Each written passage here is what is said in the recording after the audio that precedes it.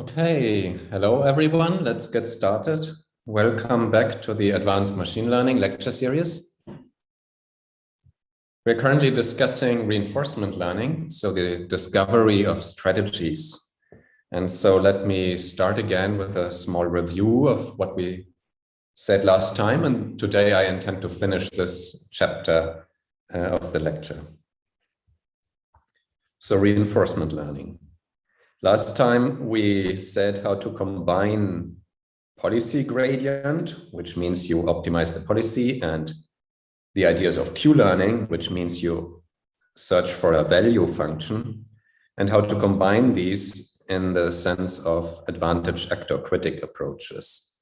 So the idea was that you start from policy gradient, where you know the gradient update you want to take is proportional to the quantity shown here, which is the total return times the logarithmic derivative of the policy probability.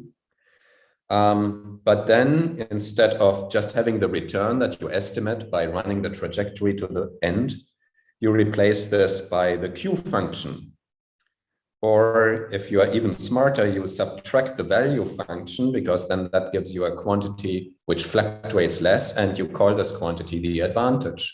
So the advantage tells you, if I am in this state and I were to select this particular action, how much better does this action perform than if I just ask the policy to select the next action. So if the policy is already optimal, of course, I will never have an advantage. But if the policy is not yet optimal, then there will be some actions that will give me an advantage. And then, of course, I can try to update my policy to go in the direction of these actions. So that's the whole idea. Now, of course, what this also means is that you, in addition, need to update your value function, because that enters the advantage. And that you can do simply by this kind of Bellman update rule, the self-consistency equation, which says basically the new value function is the old value function plus some correction that you obtain. And then you can do all of this using neural networks. So there can be a neural network that takes the state as input and then has actually two heads. One of them will give as output the value of the state, and the other will give as output the policy, so the action probabilities. And so the idea of this is, of course, that the state may be something really complicated, high-dimensional, like an image. And so it's good to already pre-process it using this neural network, and only then split it into two different branches, one of which should calculate the value and the other should calculate the policy. And then we went a step further. We said, how do people nowadays treat these things? There was the concept of having several updates of the policy, even after sampling a trajectory. That raises the question of how large should these updates be? So that brought us to the question of trust regions. And then we finally came to the algorithm that is today, I might say, even the standard algorithm if you do reinforcement learning. And this is the so-called proximal policy optimization. There again, the idea is not to take two large steps. And the way this is done is you take the advantage times the change of the policy, but you restrict the total change of the policy. So you clip this policy ratio that appears in here, which means you have never an incentive to make two large steps. Okay, so this was the idea of PPO. Now, that was the quick recap of what we said last time. And I now want to go on and switch the direction a little bit. Namely, up to now, we always discussed only discrete actions. Like in a maze, we can go up, left, south, right, or if you play a game, maybe you can only take discrete actions, placing your stone on this field or on that field. But there are many examples where continuous actions are very important. One example could be, say, robotics. If you have a robot and it has its arms, then these arms obviously could move by some angle, and then that would be an example of a continuous action. Or also in physics, you have an object moving along and you want to apply a force to the object, and the force is also continuous. Or again, in physics, you have some quantum system, let's say a little spin, and you want to manipulate it, for example, by applying a magnetic field. And again, this is a continuous variable. So the question is how to treat these cases. Now, formally, you can still say, I have a situation similar to before. So I'm looking at my current state, and I want to say what could be a possible action. But now the action is no longer discrete, rather it sits in some d-dimensional continuous space. So that's the idea. Now, there would be a naive way to treat this, coming back to discrete actions. You just discretize your continuous action. And that is sometimes done. So here on this line, I would have the value of the action, but I just say there is now a grid, and I have my action probabilities on this grid. So that would work, but it's actually not very efficient. So first, it's not efficient because you never quite know how to make this grid. And if you make it very fine, then of course you have many action probabilities. But there is an even better reason why this is not efficient. And that is if you have several of these continuous actions. So let's say for the robot, there would be 5 different angles, or for the force, there are several components. And that, of course, means that A is in a high-dimensional space.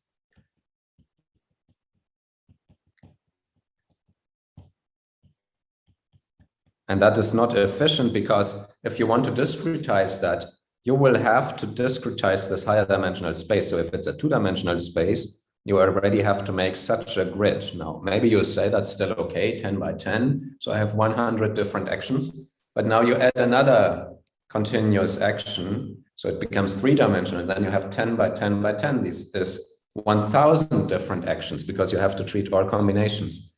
And so that gets inefficient at some point. So what is the efficient choice? Well, so people have had an idea. The efficient choice is to say, let me say that the probability is a continuous probability density, but my neural network will not predict the full continuous probability density, even though that is possible, of course. We know about normalizing flows, so we would have tools to do this. But for simplicity, people say, let this just be a Gaussian. So let this just be something like 1 over sigma e to the minus, and then there would be a Gaussian in the action that is shifted by some amount. And so that would be the idea. So it's a Gaussian. But the location of the Gaussian and the spread of the Gaussian, they would be predicted by a neural network. So you could say mu, the mean location, is somehow mu theta given the state. So that's a neural network with parameters theta and input s. And the sigma is also in reality some sigma theta of s, and it's again a neural network. And here I pretended that the action A is just 1-dimensional, it's a scalar. But if it is multidimensional, you would just have several values for mu and several values for sigma. Or in the most general case, you could even turn sigma into a matrix but often this is not done. Okay, so this is obviously the spread, and mu is the average. And so now then you can still apply your logarithmic gradient that always appears in the policy gradient. So let's work this out for this simple example. You have to apply the gradient with respect to theta to the log of pi theta. And again, let's assume the example where a is a scalar, so sigma and mu are also scalars. Then the log of pi theta is, of course, whatever is in the exponent, but I shouldn't forget that also the 1 over sigma normalization factor in front, maybe I should pull it into the exponent also. In the exponent, it will become minus log of sigma. So you will then find minus d over d theta log of sigma from this normalization, and then just the d over d theta of everything else.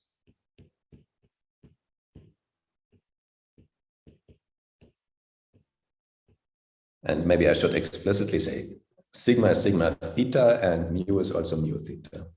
Okay, so, right, so this is what you would get, and that would appear in your policy gradient update for theta.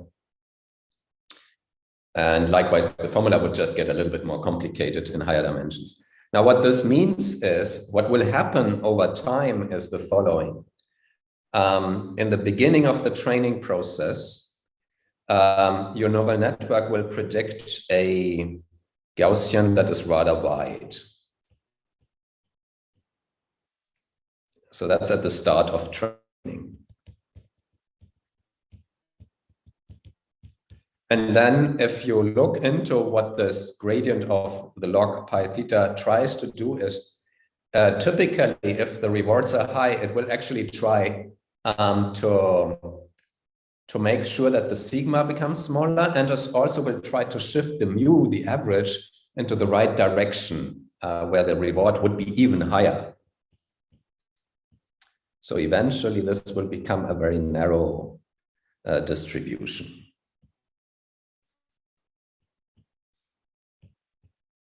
So what this means intuitively is, at the beginning, when you sample from this policy, you sample in a wide range of action values. So for this robot, there's a wide range of, for this trajectory, there's a wide range of different force values. And so that means all of them get explored and you record the reward. That's good. But over time, it becomes more and more certain what should be the correct action. And then the sigma shrinks. And that's also fine because it stays close to the optimal action. And you can also then go and calculate things like the value function that remains the same anyway, because that doesn't even depend on the action, or the advantage. Also, then you have to train it a little bit differently, but all of this can be taken over to the case of continuous actions. And so then you can really treat your robot, treat your mechanical system or your quantum system. And that's what we ourselves often use in our research. Okay, so that was continuous actions. Any question on this?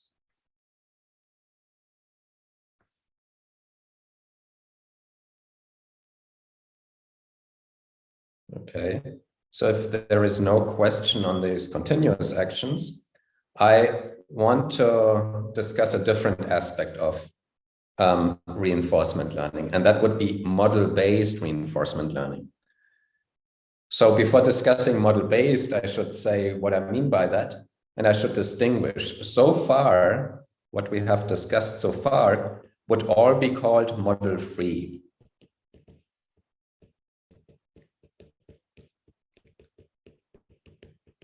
And it is called model-free because even though in our discussion we often said there are the transition probabilities for the environment and so on, so we had in our mind a mathematical model for the environment, but then the algorithms we derived, they were always set up such that any explicit knowledge of this model would not be needed.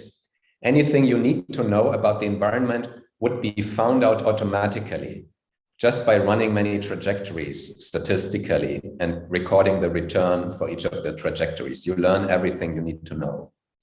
So an explicit model was not needed, and therefore all the techniques we've discussed so far can be applied to any black box environment or the real world where you don't even have a mathematical model of the environment.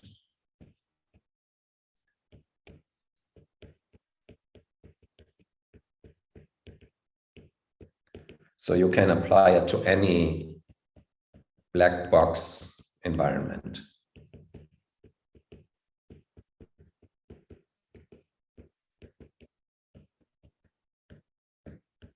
And that could be the real world, or it could be a physics experiment where maybe you even have sort of a model, but you're not quite sure that it's correct, and it certainly doesn't cover all the interesting aspects. And so these model-free techniques are perfect for such a setting. But maybe we do have a model that is quite accurate, or maybe we can learn a model that is quite accurate. And in these cases, we can go a little bit further.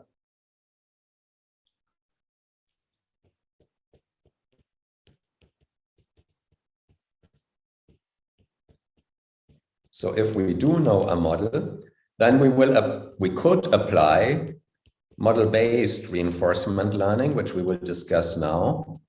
And that also goes under the heading often of planning, yeah, because you can decide on the next action, not based on some empirical data, but just using your model to plan ahead and select the best action.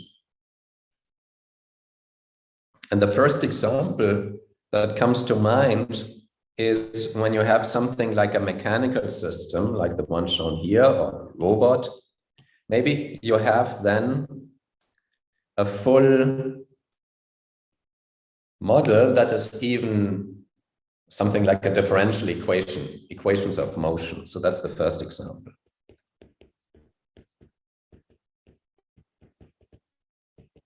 So you have, we will assume in this example, a differentiable deterministic model.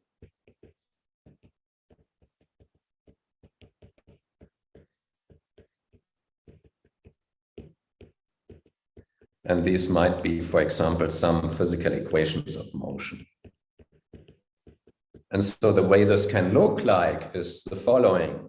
So it's typically formulated, at least in physics, it would be a differential equation that operates on continuous time. So you might have something like the following. So the time derivative of the state, and the state can be a complicated vector, may describe something like many degrees of freedom of a mechanical system, the locations of planets, the locations of the parts of a robot, or physical field, something really complicated. That is just in general given by some right-hand side of a differential equation that I can express by a function. So it's a function of s and maybe of the time t. Now this alone would just be equations of motion. You can use them to predict things, but we want to be able to control things. In the spirit of reinforcement learning, we want to learn a good control to increase some reward. So I should also add something that has the meaning of a control. So this right-hand side of the differential equation would include this control. And using the same notation we had before, I would say the control has the meaning of the actions that we're talking about. Now maybe a continuous function of time. And of course, it can be learned.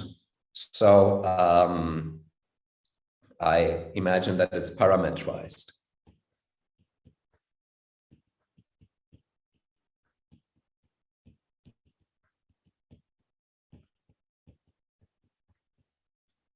You also see that at the moment I write down control that is a function of time and the parameters, but it's not a function of the state. Now this means when I write it down like this, there is no feedback. This is okay if it's really a deterministic model and it's always starting from the same state, because then there will be an optimal control sequence that I can always take in order to get the optimal results. So it starts somewhere and then it changes and so on. So that would be the optimal control sequence.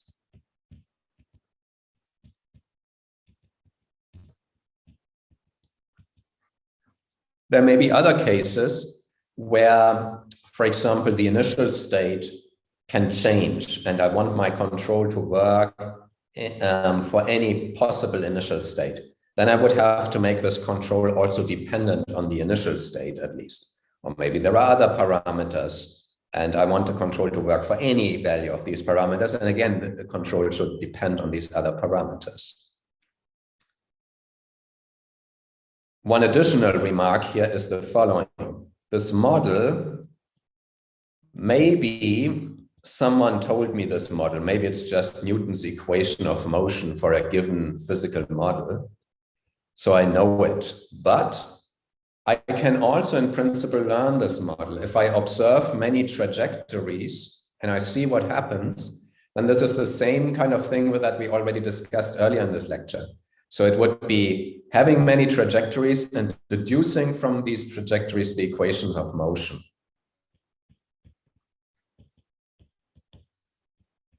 So we could learn this model. In that case, for example, we could say it's a neural network. And then, of course, I should introduce extra parameters. So maybe I want to call them mu in order to contrast them to the parameters theta of my control. Okay. So now, again, what's the goal? The goal is to get a really high reward. And so we could say there will be an overall cumulative reward, our so-called return. It's somehow a function of the whole trajectory. So the way the state changes over time. And that, of course, since the control was dependent on my parameters, is also dependent on the parameters theta. Yeah. And so then I can simply do gradient ascent. So I can say, let me change my theta by doing one step in the direction of increasing r. And so then if the model is really differentiable with respect to all its arguments, I can evaluate this explicitly. And the way we would do it is, of course, we would presumably take an automatic differentiation framework like TensorFlow or so in order to solve this equation, or we do it a little bit more efficiently in the spirit of these implicit layers. So we use any kind of differential equation solver in order to solve the equations. And then we also write down the equation that I need to solve in order to find out this derivative with respect to theta, for example. And I can solve that differential equation as well. So it's all in principle known. And I can then in this way update my parameters. And so what will happen over time is really I start with some control sequence. And then as I'm updating my parameters, I'm changing this control sequence. So all of this is changing, and then it changes some more. So you'll see what happens. And so this has been done and is being done. It's part of a whole field of optimal control. So you understand that sometimes certain aspects come up in different fields. So an engineer would say, oh, that's optimal control. A computer scientist might say, oh, I'm interested in reinforcement learning, and this is model-based reinforcement learning. But it's the same goals, and so the same concepts apply. And one example from physics would be if you want to control a quantum system, and you have therefore a unitary that describes the time evolution of a quantum system, and this unitary is parameterized by some parameters theta, and then you do gradient ascent. For example, you want to prepare a state, a quantum state. You want to find the best way this unitary changes in time to do this. and that you do by gradient ascent. And there's a name even for that scheme in the context of quantum physics. It's called GRAPE. So if you want to look that up. Okay. So this is the deterministic part. Everything continuous, differentiable, and it can be done. But there's many other cases where the environment is stochastic. And then things are more difficult. There's an interesting question. Could this be used to optimize quantum annealing? Very nice question. So yes, in principle, this can be used to optimize quantum annealing. And there are actually, or at least, well, one has to say the following. This is model-based, of course. So it would be good enough to optimize your quantum annealing trajectory, which for everyone else means you want to start from, say, a quantum state that is the ground state of a simple Hamiltonian and smoothly transform it to the ground state of a complicated Hamiltonian that solves some interesting problem. And you want to do it by changing a parameter. And you don't want to be too slow, but you also cannot be too fast. So you want to optimize it somehow. So that is exactly such a continuous optimal control task. But in order to be able to apply this scheme, of course, you have to have a model and you have to solve it on a computer. And so then the quantum system you're looking at should not be too high dimensional. So if you want to apply it to a quantum many-body system with hundreds of spins, then of course this will not work because you're not able to do the simulation. So that's a little bit the restriction there. But yes, in principle, these things work. What you can also do is you can try in principle to apply something like model-free reinforcement learning to a quantum annealing task. So you say, I have my real quantum annealing machine in the lab. I can program into it some trajectory of how the parameter should change in time. And then I get a result. I get the reward at the end. And maybe it's not yet perfect. And then I update using my model-free scheme. And that you can apply to a black box quantum simulator, which maybe you would not be able to simulate. Yeah? So it depends a little bit on things. This model-based that I'm currently discussing relies on the assumption that you can actually solve the equations in a reasonable amount of time. Okay, there's another question. So in the case of continuous reinforcement learning being applied to a quantum system, how does the back action resulting from the monitoring of the quantum state, what does that influence? How can the effect of the action be separated from the back action of the measurement? Okay, that's a very good point. Let me defer that question because I already had planned to say something as a case study about applying reinforcement learning to quantum physics, and that would be one of the points that I wanted to address anyway. Yeah, so let's defer that a little bit. I hope at the end of today, we will actually discuss exactly this. Okay, so this was model-based for the deterministic case. Let's switch to a stochastic case.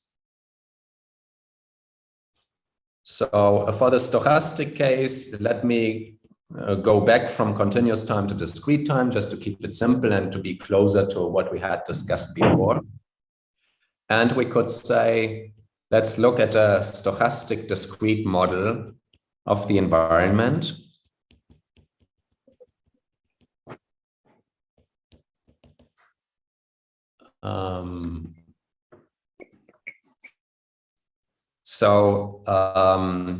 We had discussed before how we model our environment. We would say, well, if you tell me the state and the action, I tell you the probabilities of getting various states afterwards. So that was the description of the stochastic dynamic of the environment. So far, we only needed that for conceptual purposes in our derivations, assuming that there is such a thing. But the algorithms were carefully designed so that you never need to access this. Now it will be different. Now we imagine that we could learn this model. So we would learn this probability model from observations. That's something you can do. And then, of course, this would be represented, say, again, by a neural network. And so that would then could be a starting point. Or maybe for some reason you have a lot of insight into the physics of the process and you can simply write down by hand the model for these stochastic transitions. Or maybe these are not even stochastic transitions. If you think of a game, like a board game, all the rules are known and you know exactly in principle what can happen. Yeah. So there's one side note here. In our conceptual derivations, we always imagined that on this level, the state really means the full state of the environment, even though we would never have access to the full state. But if we want to learn this from observations, of course, we can only learn from the observations. We cannot know the full state that has a lot of parts that are hidden from us. And so then we have to reinterpret things. So if the state is not fully observable, then how we should interpret this is that ST that we speak of here, the ST that we speak of here, can only include everything that we observe. But we can be smart and say we keep some memory. So the ST at time t is not only the observations made at time t, but also the sequence of observations that we made before, because maybe that contains a little bit more information, and that's perfectly fine.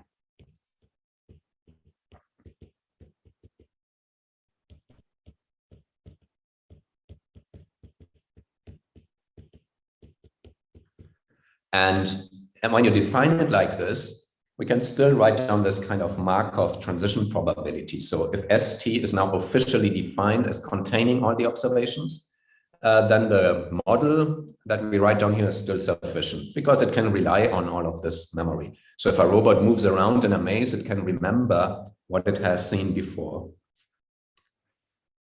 So now, in this case, if you have learned the model from the observations, a very simple strategy to use this model is to go back to model-free reinforcement learning strategies, but to apply them to a simulation of the environment using this learned model. And that always works, at least in principle, if your model is good enough.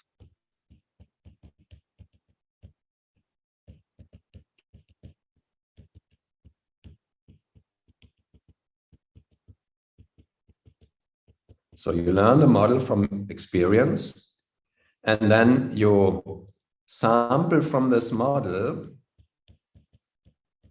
in some simulations, and you use them to do model-free reinforcement learning. And then you discover a good strategy that you can then apply in the real world.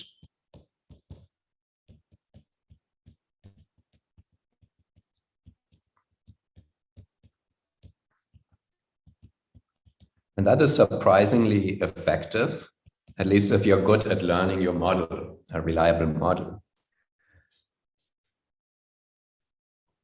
And a physics example would be that learning the model from experience is something like calibrating your experiment, running it several times, seeing what happens, learning a model of this. And then you can use this in your computer and in your simulations to get a good policy of how to control this experiment.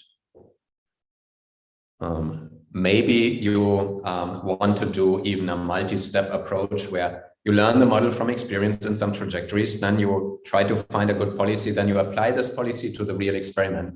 But maybe now the experiment goes into parts of state space that you had not seen before, so where your model is not that good. Then maybe you have to relearn your model to become even better and your predictions for this new part of state space that you hadn't seen before, and so on. So you see there are all kinds of interesting questions that come up if you want to apply this. Yeah.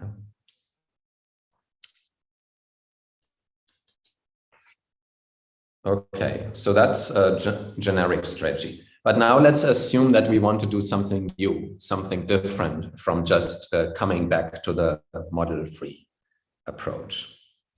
And so the something different, rests on search techniques, which is not so surprising. Yeah, if you give me a model so that internally I can simulate what's going on, maybe I should just try this action internally in my simulation or that action and see what would happen, and then I select the best action. So let's write this down a little bit. All of these strategies go under the heading of simulation-based search. So the idea is now the following. Instead of saying, like in model-free reinforcement learning, I want to find the best strategy overall for arbitrary states, for anything that could happen, you say, I want to focus on the current state that I'm now in at this present moment. And I want to see what would be the best action now. And this focuses your search, and that makes it more manageable. So let's say the state that you are in now is ST. And you're only interested in selecting the best action from that. And so what you could do is you could try out different actions. So this would be the action, let's say, with label 0. And that would be another action with label 1 or something. And we don't need to discuss what these actions mean. But then once you have taken this action, maybe the next state follows deterministically, or maybe it follows stochastically, but your model will tell you about this. So this is then ST plus 1. Then again come some action choices. And again, some states that result from this, and so on.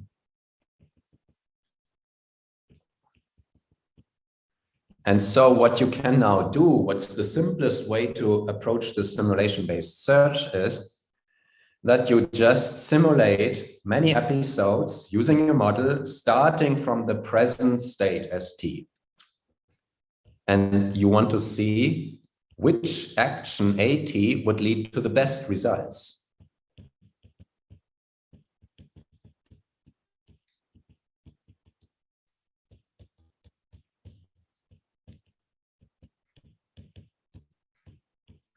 And you could say, if you take the average return, given that you take action AT, this average return, if you want to adopt our previous language, could be called Q.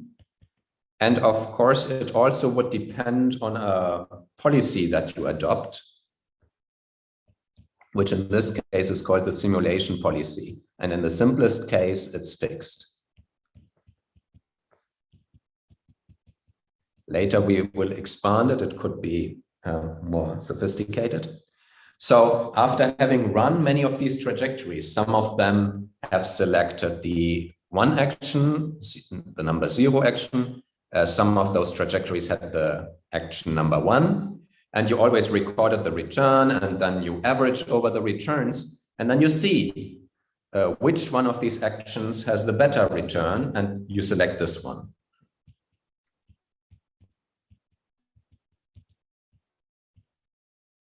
So you select the action that would maximize Q. And so it turns out that this is already not so bad, even maybe if your policy is choose a random action down the line, because at least you're still distinguishing these 2 actions that are of immediate concern. And then after you've done this step, after you've taken this action, you're in a new state. And once you're in this new state, you would start again.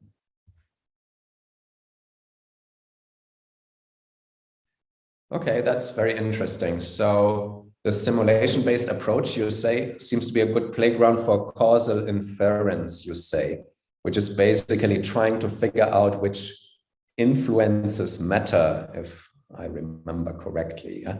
So do you say that in the sense that you say, so to speak, the action of the agent, you want to find out whether that even influences, how that influences the future? Is that the thinking?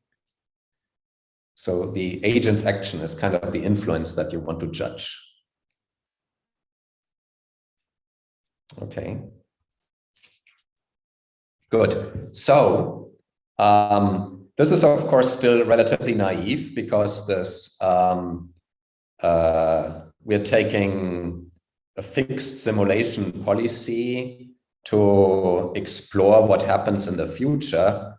This may not be optimal.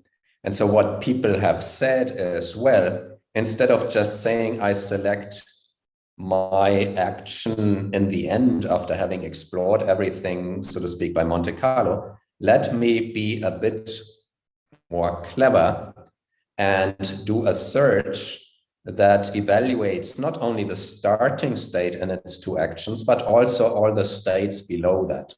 And that's a very important technique, which is called Monte Carlo Tree Search.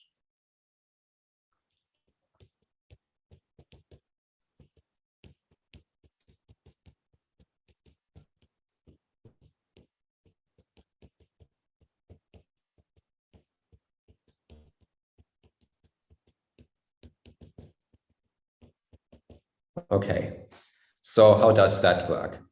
What we want to do here is something a bit more ambitious. Namely, we want to evaluate some Q function, not only for the initial state, but for all states and actions that are visited in the course of our exploration. And I will say in a moment how this exploration will work.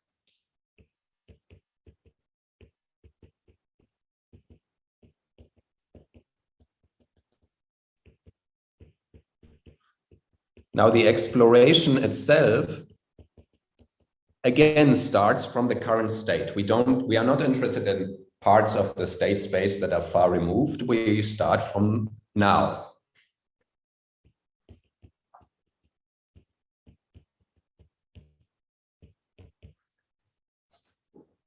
And then we proceed down this decision tree, so to speak, but we do it in a smart way.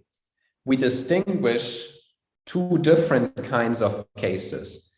We distinguish nodes that or states that we have already visited and where we might already have a Q function that can then guide us, and other parts of this decision tree that we have not yet visited. And there we just have to use some kind of policy like taking random actions. So we have two different policies. So off tree means outside of the explored part.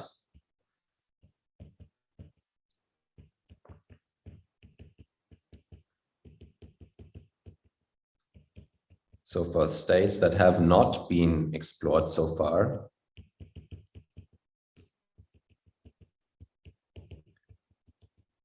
We will just say, select a random action, or maybe take some little bit smarter policy, but like before, it would be fixed.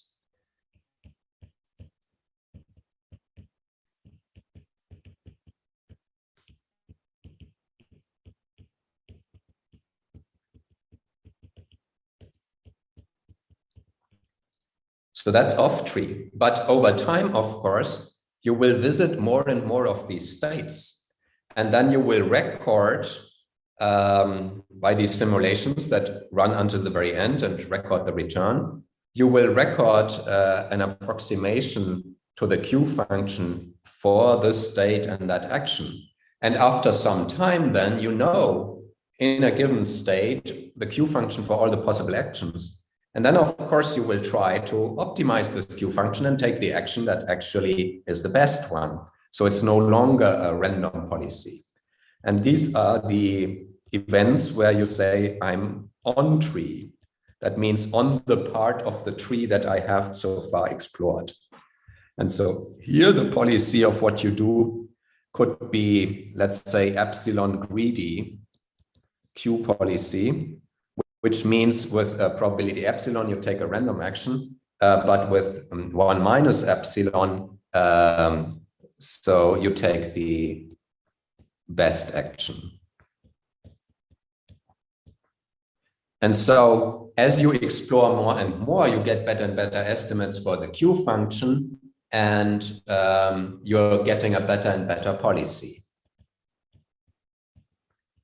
So it's practically a little bit as if you are applying Q-learning to the part of the decision tree starting from the present state.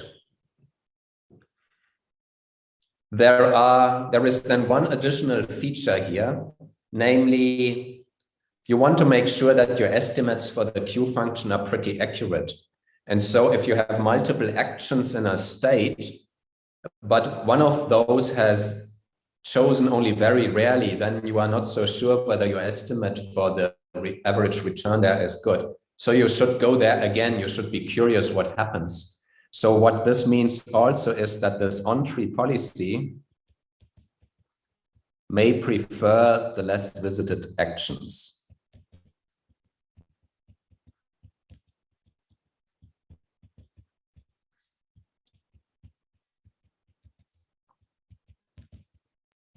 So you get a bonus for exploring parts of the tree that have not been explored so well before. And so the cost for this is, of course, you need extra memory. You need to store the Q function for all these states and actions that you have visited. You need to keep track of that. But you are exploring in a much smarter way, because after some while, at least for the first few states, not only the initial state, but also the other states, like this one here, for example, you learn a Q function. And then the next time when you start from the top, you no longer explore randomly every possible action. You immediately go through this branch, which had a very promising high Q value. And only later, maybe you go towards a random policy again. So this is much more directed. It's a much more efficient way to searching through everything. Okay. And now that's not yet the end of the story. So there is the question, if you are off the tree, so to speak, and you take a random action or some fixed policy, wouldn't it be smart to replace that already by a smart policy, maybe learned using policy gradient? Also, these estimates of the Q function here, they are supposed to be done by running simulations completely to the end and noting down the return, and then maybe doing this several times and noting down the average return. Wouldn't it be smart if instead you do something like we discussed before, namely you take some value function that you update and then use that to estimate what will happen if you run trajectories to the end. And so all of these improvements that is combining Monte Carlo Tree Search with deep learning have actually been implemented in recent years.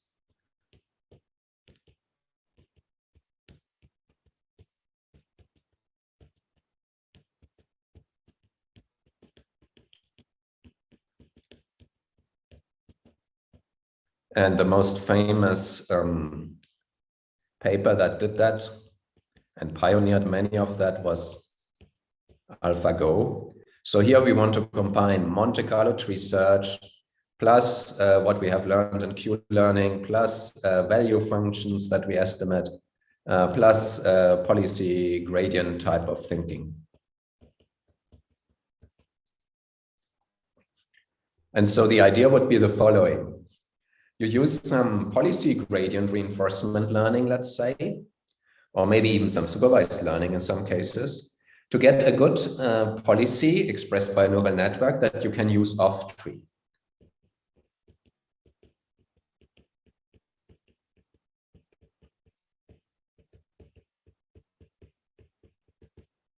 So that's, so to speak, generic and has been trained over many, many runs of the whole thing. And you are using it now in your particular Monte Carlo search tree for this particular state ST to decide the next action, or to decide what goes on in this tree, not for this next action, but for the off-tree policy.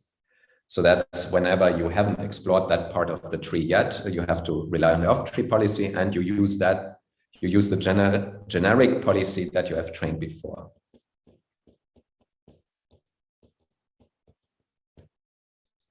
Okay.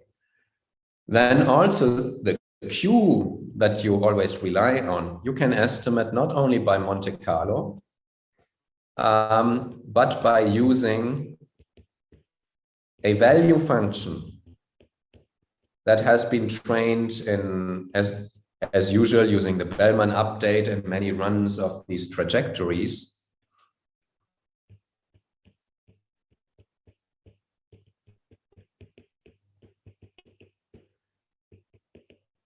And you would apply the value function at the leaf nodes, which is some name that people use in this community. That is, so to speak, the first nodes that are not yet explored yet.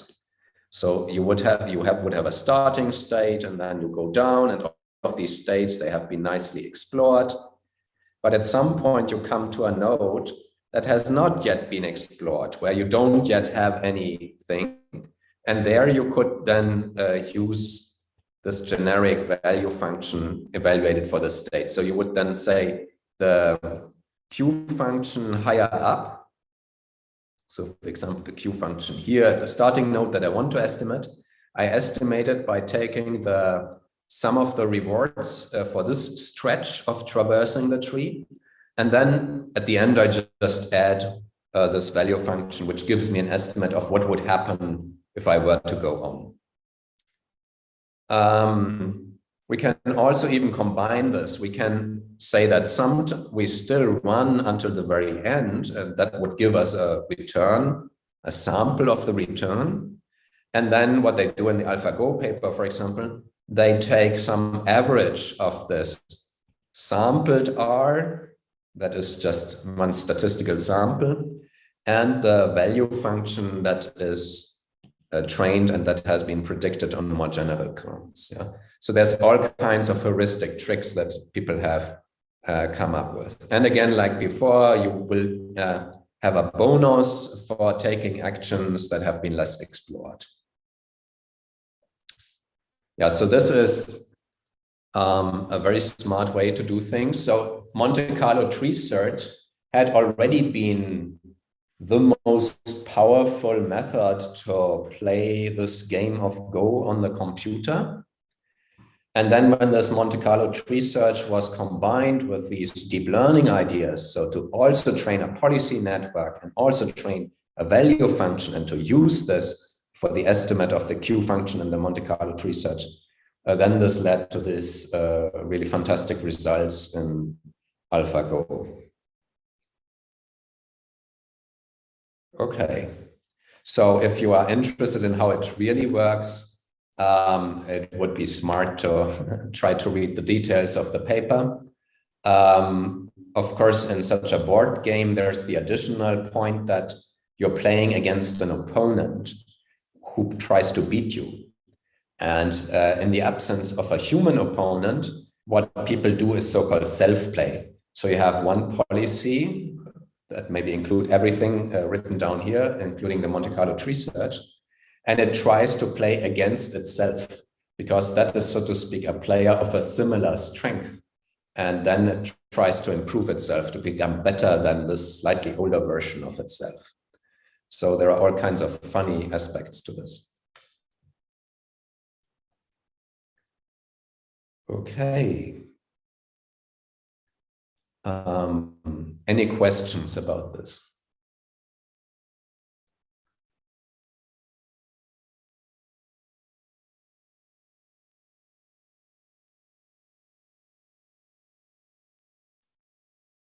Okay, I don't see any questions at the moment.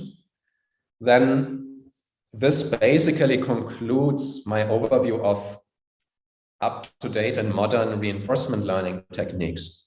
But I thought it might be nice if I were to give you insight into some examples that we have come across and that deal with applying reinforcement learning to quantum physics. So that comes a little bit directly from our own research. And so why not give you some ideas of what's happening there? So reinforcement learning for quantum control and feedback. Now, again, the setup in principle is just as before. There is an agent and a reinforcement learning environment. The agent performs actions, makes observations. There's a goal that we encode in terms of a reward. But then the environment that we deal with is really a quantum system. And now it depends on your background. If you're not a physicist, just think of an atom or some other kind of particle that can be in some quantum superposition. Famous kind of quantum system these days is a so-called qubit, which is a quantum two-level system that can be in either one of two states, but also in a superposition of these two states. So that's the quantum world. Now, that's the reinforcement learning environment. The actions acting on this quantum system, that's pretty obvious. So you would think of so-called unitary operations. So these unitary operations, they just tell you how quantum states can change. So the typical nomenclature here is a U, and you would apply U, which is often represented as a matrix, a linear operation, to a quantum state that is often called psi. You can think of it as a vector. And then this gives me a new state. So it changes the state of my environment. This is perfectly a representation of what an action should do. Even in the classical case, an action should change the state of the environment. And here it's very explicit in this terms of linear algebra. There's a vector that describes the old state, you apply the unitary operation, and then there's a vector that describes the new state. What are the goals? Well, the goal could be manifold, but a popular goal is if you want to prepare a certain quantum state. So you have given a simple quantum state, but you want to prepare a more interesting quantum state.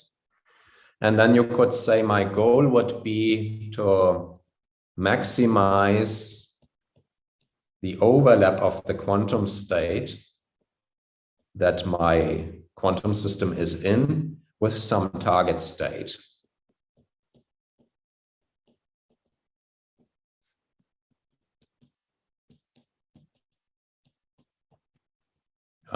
So this might be a typical goal. Now that's clear. Maybe I should take the magnitude because it's a complex number in general, this overlap, but the phase doesn't matter in general. And then I could give a reward. If that is my goal, the reward could be directly only a reward at a final time step that is proportional to this overlap between the desired state and the actual state of the quantum system. Now, the part where it gets a little bit tricky is the observation. Yeah. So in principle, you could take as the observation the quantum state, psi, this full state vector. And that can be useful and it can be reasonable in certain situations. And I will tell you a little bit more about this in a moment. But everyone who has studied quantum physics also knows that if I'm running an experiment and I ask you, what is the quantum state of this experiment? There is no immediate, I don't have experimental access to it. There is no magic apparatus which I can apply to my quantum system, which spits out the quantum state. This is not possible because usually I have to carry out a measurement. And the measurement on a single quantum system will never reveal to me the full quantum state, but rather it will only reveal to me some aspect, and even that only statistically. For example, I can then ask, is my quantum system in the ground state, the lowest energy level, or is it in some excited state, a higher energy level? And then I will get an answer, maybe a binary answer, yes or no. But that is not a description of the full quantum state. And it also perturbs the quantum state. This act of measurement perturbs the quantum state. So we will have to distinguish getting the full quantum state as input to my agent versus a measurement result.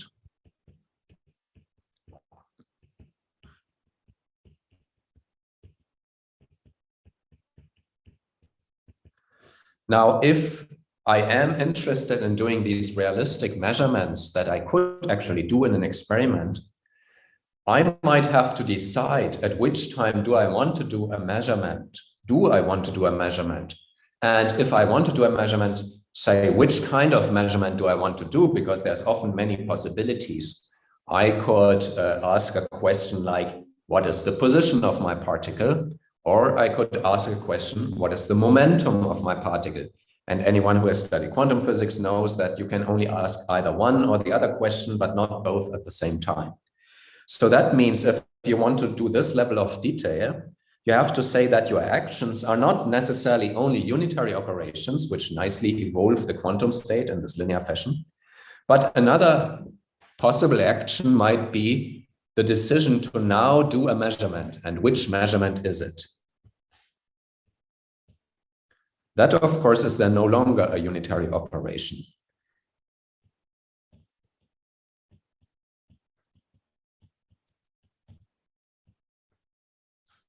Okay, so these are the first considerations when you are applying things to a quantum system.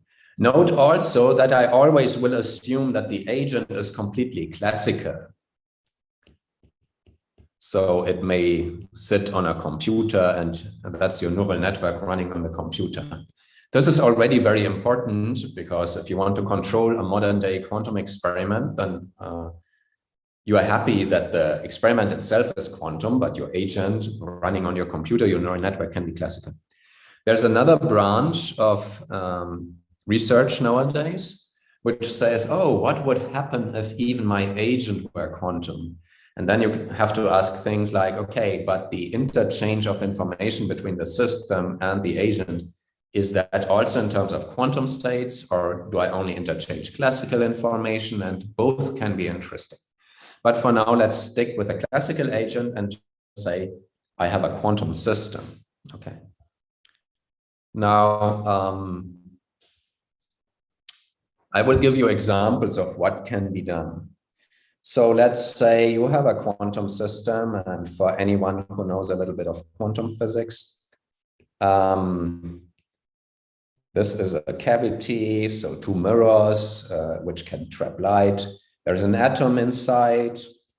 So this is the light bouncing around in the cavity. That is the atom. And I can manipulate it by sending in a laser beam. So that's the control.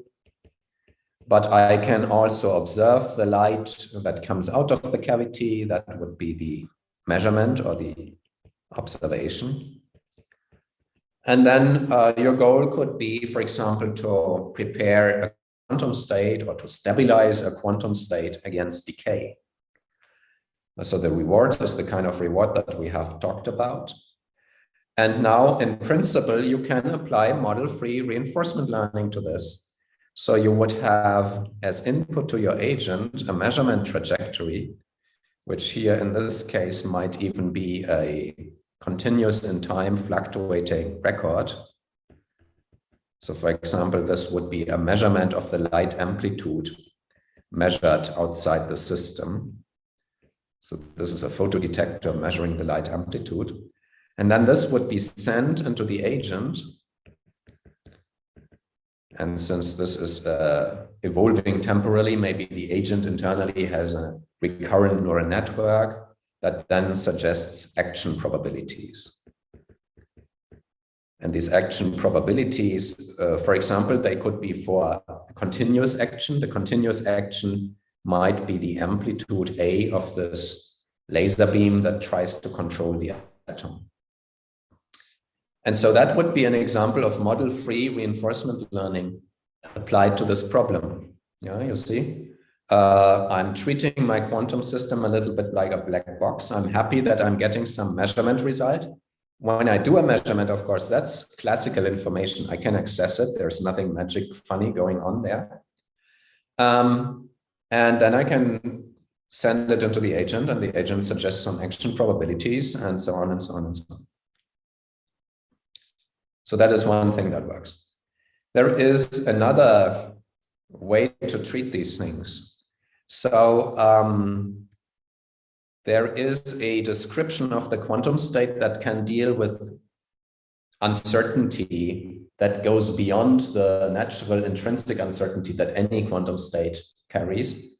And that description is the so-called density matrix.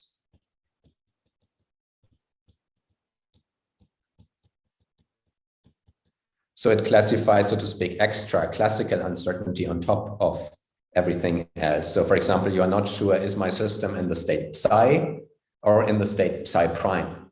And you can encode that in the density matrix. So this method is completely model-free. What you can also do is you can, in principle, take the density matrix from a simulation, send it to your agent. So the input to the agent would be the full quantum state expressed by this density matrix. And then again, the agent suggests some good actions. Now you will protest immediately because you say, well, in a real experiment, no one tells me what is the density matrix because I'm no longer doing a simulation.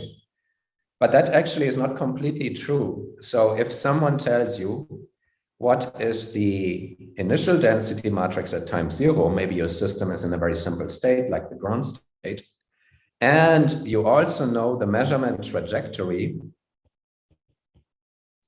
you can in principle send both into what is called a stochastic master equation,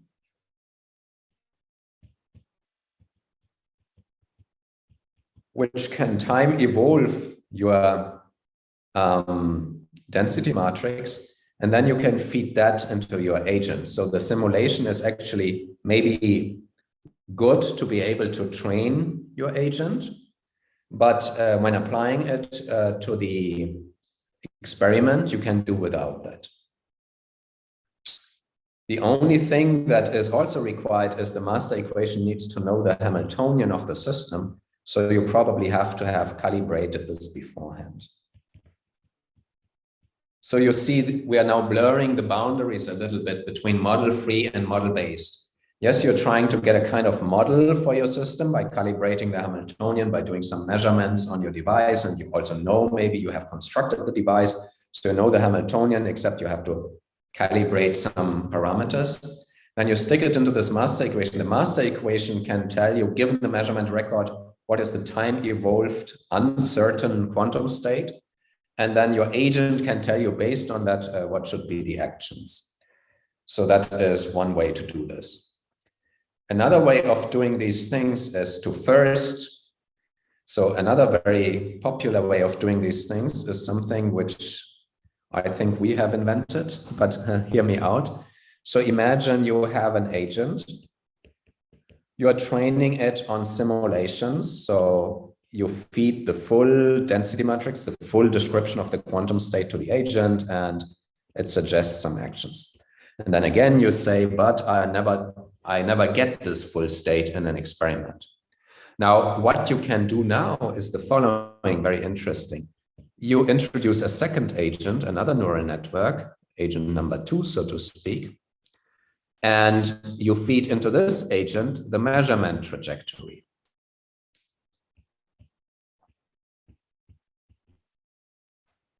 And you want it to produce the same actions that agent number 1 would produce. So agent number 1 sees the full state, agent number 2 sees only the measurement, and you try to approximate them. You try to set them equal. So what you do is you have done reinforcement learning for agent number 1, but it was relatively powerful because it was provided at any time with a full quantum state. And then you do supervised learning for agent number 2 using agent number 1 as teacher. And then this agent number 2 is powerful because it can decide on the best actions purely based on the measurement trajectory. Of course, the whole scheme still relies on being able to have a well-calibrated model of your experiment. Otherwise, this would not work. So we call this two-stage learning.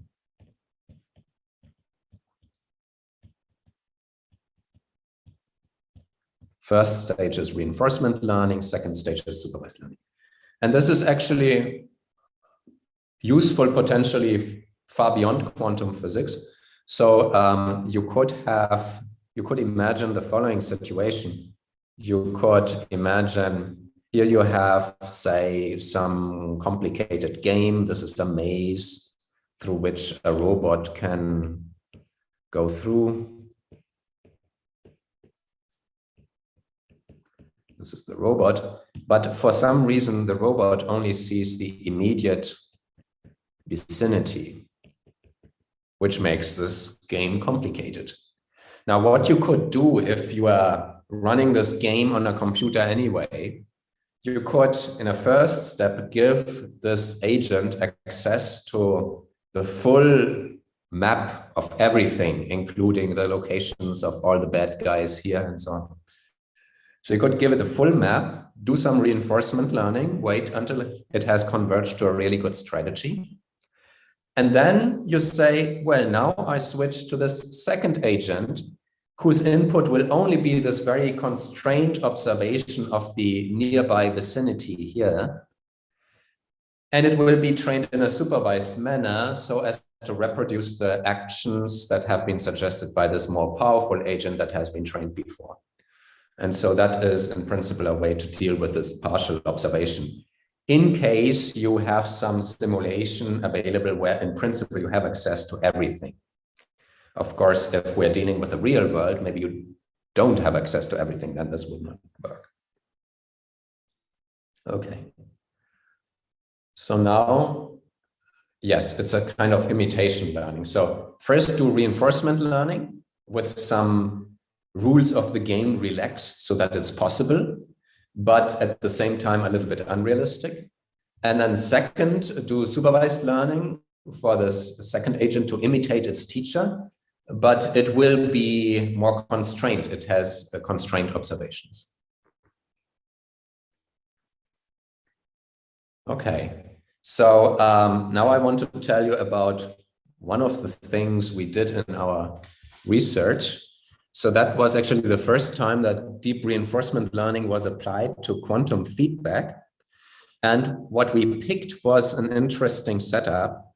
So we said, where in quantum physics do people use feedback? So instead of just using control, where you try to find the optimal control parameters, where do you actually want to have feedback while the evolution is running? You want to do measurements and react to these measurements. And the one thing that comes to mind immediately is quantum error correction. So these days, of course, you know that people like to build a quantum computer. The quantum computer is composed of qubits. I think of qubits like little spins. They can point up or down. So they are two-level systems. And now you have many of these qubits, and you apply controls to them. So, for example, you can apply a unitary operation to this first qubit, which might just mean the spin starts to rotate. You can also apply more interesting unitaries, namely so-called two-qubit gates.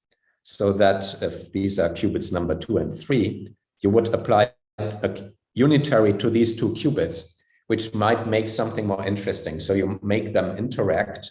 And for example, you can do things like the so-called controlled NOT gate. So what this means is you flip the second qubit depending on the state of the first qubit.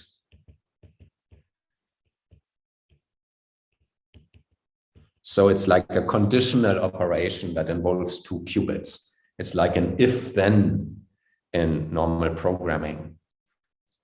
And so it turns out, if you have these two operations, the single qubit operations and the two qubit operations, then you can easily construct, if you apply many of them in succession, arbitrary unitary operations on the full Hilbert space of all of these qubits. So you can do anything with quantum states under certain conditions, but that's the idea. And you want to use this to run interesting quantum algorithms.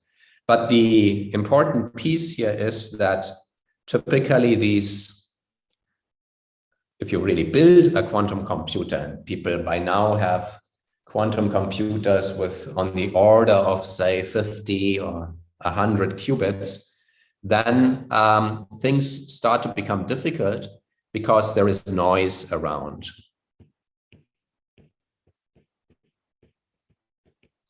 And this noise tends to flip the qubits and make them lose their coherence and change the quantum state.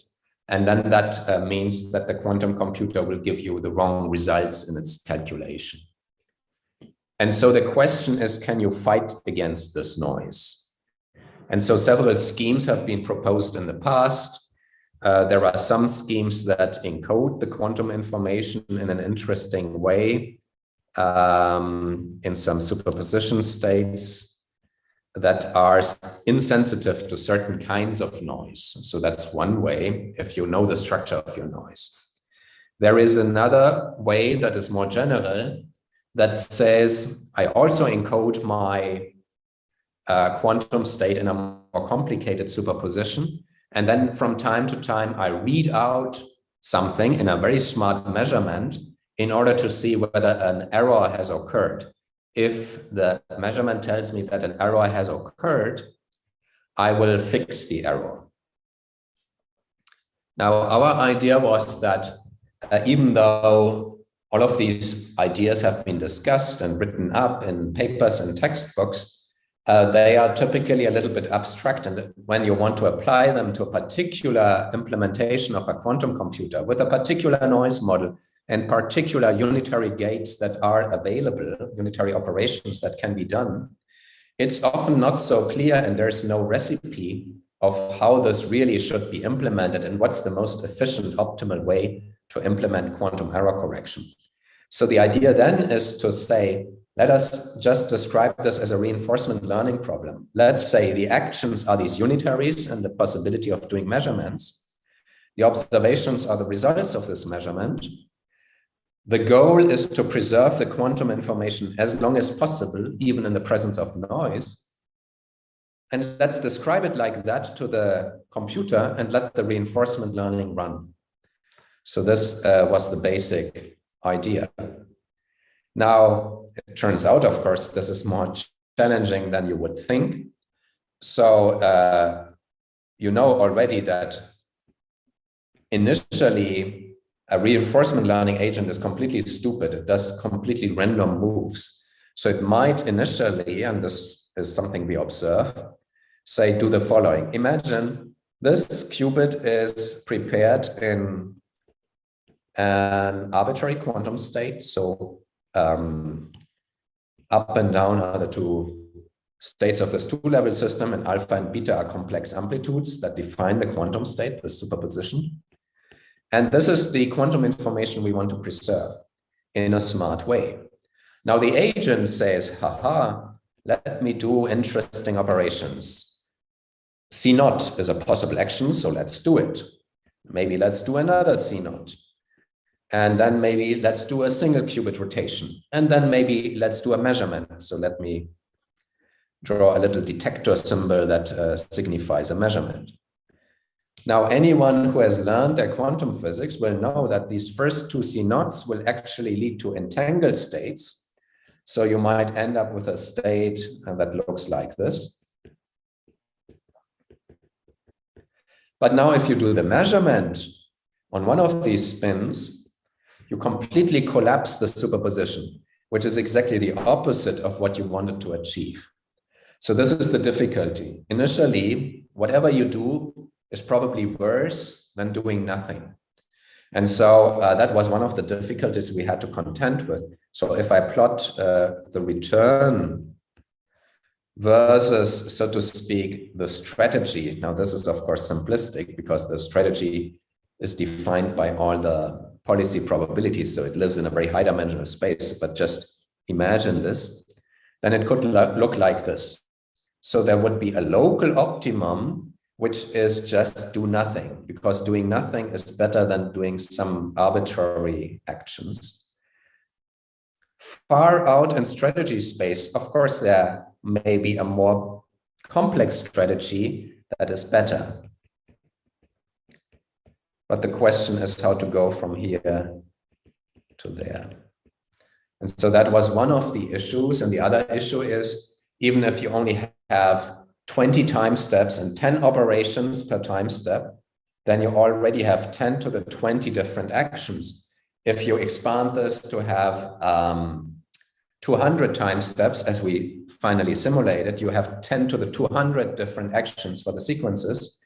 And so if you're not smart, then you run into a problem, because many or practically all of these sequences of actions will actually end up with a reward that is 0, because the overlap of the final quantum state with the initial quantum state, which you should preserve, is 0. So that means you don't get any reward signal. Your policy gradient doesn't really know what to do, because you have never hit on the right action sequence. So what you then need to do is also to engineer the reward in a smart way. Instead of just taking a quantum state overlap at the very end of your trajectory, you want to invent something that during the evolution of your many qubit system can tell you at each time step how much of the quantum information is now still preserved at this time. It may get lost later, but how much is still preserved? And the difficulty of this is that you cannot simply take an overlap, because the original quantum state that we wanted to preserve has been converted into a more complicated entangled state involving many qubits. So the overlap with the initial state would be 0, yet the information in the form of these complex amplitudes that define the quantum state is still there, and the state can still be extracted by doing a few more unitary operations. So that's a tricky question, how you look at such a quantum state and how you say how much of the original quantum information does it still carry within itself. So these were challenges to be solved, and we solved them with a lot of thinking and a very smart PhD student. And in the end, we came up with solutions that exploit, so to speak, our domain-specific knowledge. So we are quantum physicists. We can design such a smarter reward that takes into account what we really want and makes it a little bit easier for the reinforcement learning. We can also then make things easier by not only feeding the measurement result as input to our agent, but actually do what I just discussed with you before, feed the full quantum state at any time step. That in turn proposes another challenge, because our whole goal was to preserve arbitrary quantum states. Now, if you give to the agent at any single time the full quantum state, then it might cheat. It might cheat in the way that initially it learns the quantum state because we're telling the quantum state, then it lets this quantum state decay, and then later it reconstructs the quantum state because it still remembers what was the initial quantum state. Now that's fine as long as it is being told what is the quantum state initially. But of course, in a real experiment, it will not be told what is the quantum state, because it's asked to preserve an arbitrary quantum state. So how do we deal with that?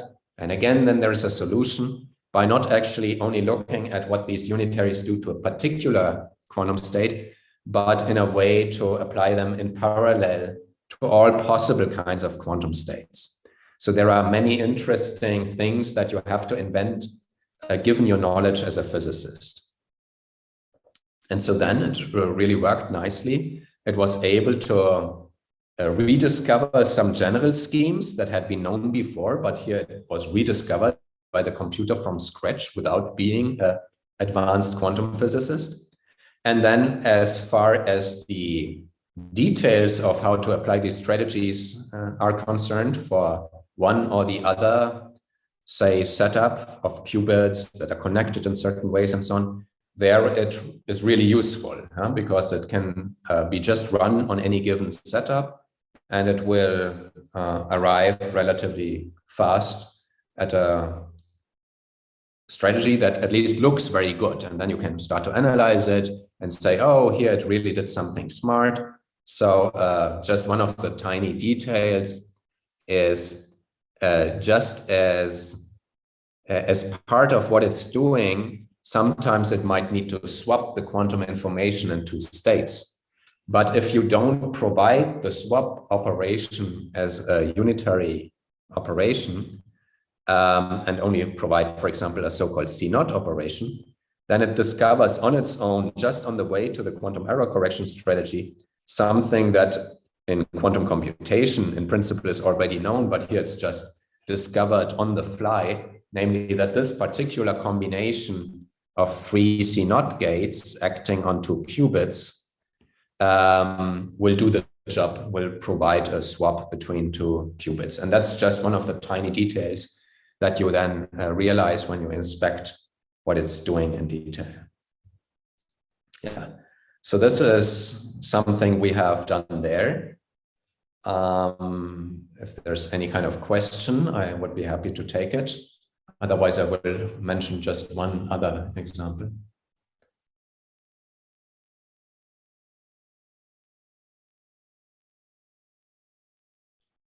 Maybe I will turn to another example. I know that some of you are not even quantum physicists, so I don't know that some of them is some papers. So let me share with you the let me share with you a link.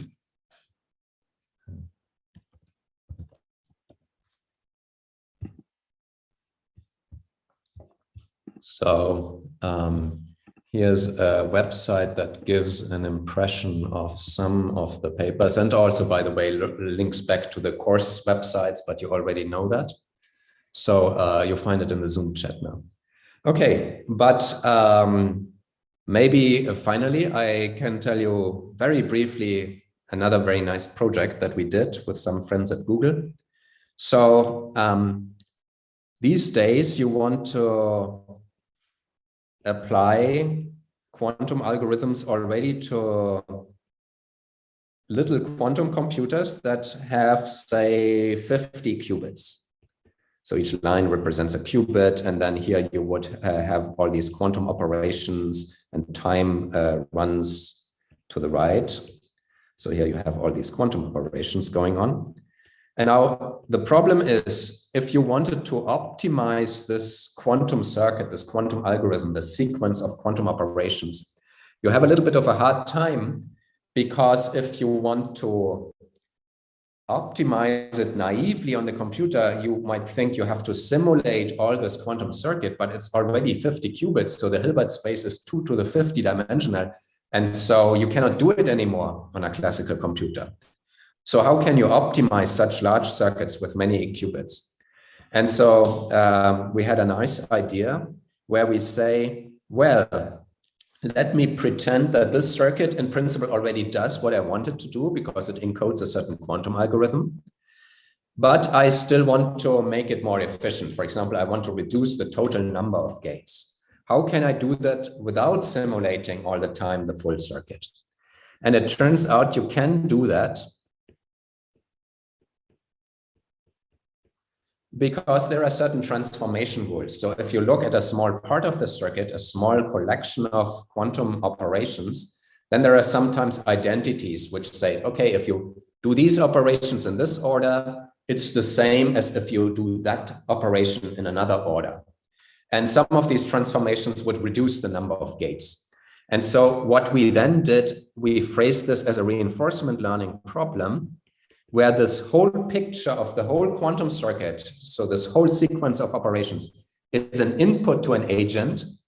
And the action that the agent is allowed to do is to apply one of those allowed transformations to parts of the circuit, which leave, so to speak, the functioning of the circuit intact, but may reduce the number of gates overall.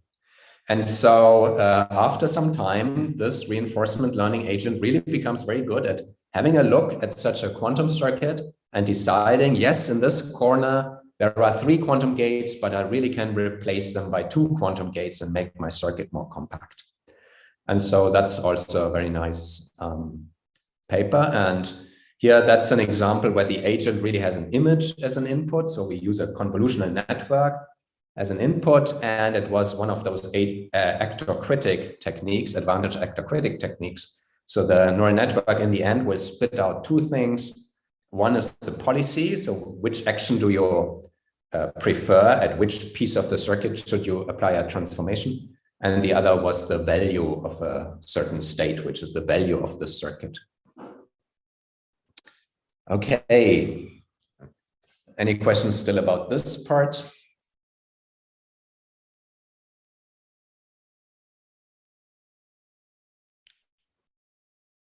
Otherwise, I can already tell you that next time we will start a new topic. So we are closing in on the final stages of this lecture series. We have still 2 little chapters. One of them is about active learning, where you decide what experiment you want to do next, or which measurement you want to do, or which training example you want to look at in order to optimize the information you get from that. So that's active learning. And the last part then is zooming out again and talking about how to measure complexity. If you want to say, my explanation for this observation is very simple. How do you measure this? How do you measure the simplicity of a model for your observations? And that leads us back to this more general domain of general artificial intelligence and what to do in the far future when we want to build an artificial scientist. Okay, so then see you next Monday. See you.